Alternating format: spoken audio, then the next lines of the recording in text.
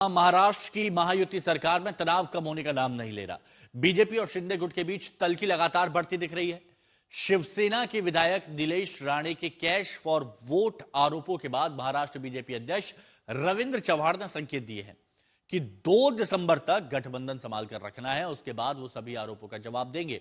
और इसी बीच समझौते के बावजूद शिंदे गुट के 3 नेता बीजेपी में शामिल हो गए। इससे नाराजगी और बढ़ गई और यह बताया जा रहा है कि नेताओं को बीजेपी में प्रदेश अध्यक्ष की पहल पर लाया गया। हालांकि मुख्यमंत्री एकनाथ शिंदे का कहना है कि गठबंधन, उप मुख्यमंत्री एकनाथ शिंदे का यहां पर कहना है कि गठबंधन बाला साहेब ठाकरे और अटल बिहारी वाजपेयी के आदर्शों पर आगे भी जारी रहेगा।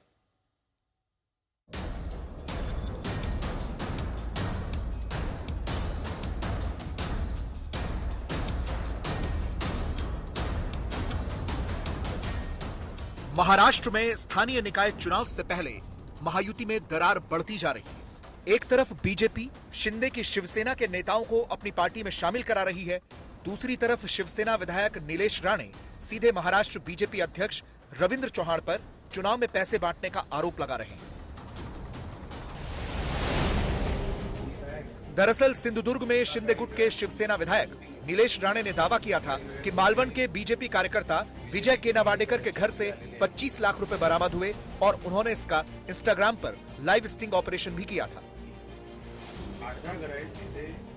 कुछ दिन पहले बीजेपी और शिवसेना के बीच एक एग्रीमेंट हुआ था, जिसके तहत दोनों पार्टियां एक दूसरे के नेताओं को अपनी पार्टी में शामिल नहीं करेंगी। लेकिन शिवसेना का आरोप है कि बीजेपी इस एग्रीमेंट का लगातार उल्लंघन करते हुए अलग अलग जिलों में उनके नेताओं को तोड़कर अपनी पार्टी की सदस्यता दे रही है।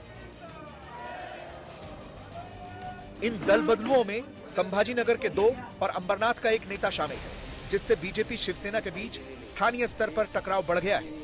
अंबरनाथ में दल बदलुओं में सबसे प्रमुख नेता रूप सिंह धल हैं, जो पुराने शिव सैनिक और ज्वेलर्स एसोसिएशन के पूर्व अध्यक्ष हैं।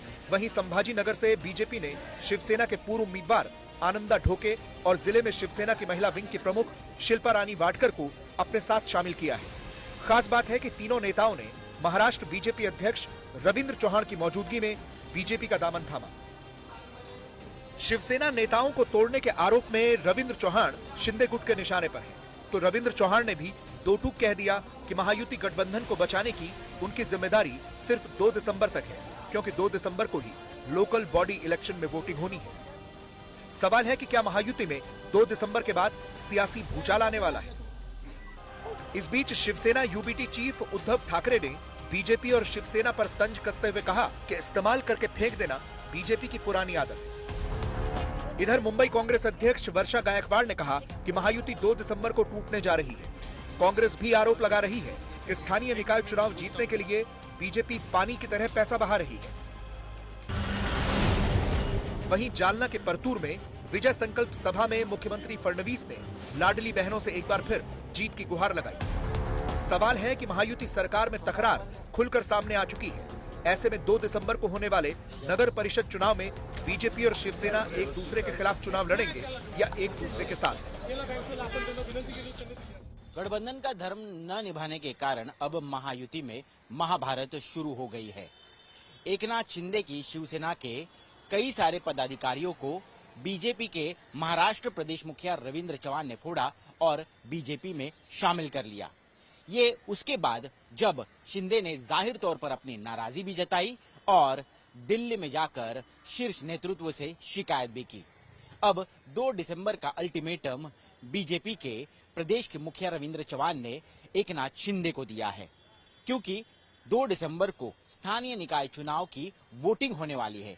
उसके बाद इस गठबंधन का क्या भवितव्य होगा, ये देखना बहुत ही दिलचस्प है। कैमरा पर्सन सचिन सावंत के साथ मैं ऋत्विक भालेकर, मुंबई, आज तक।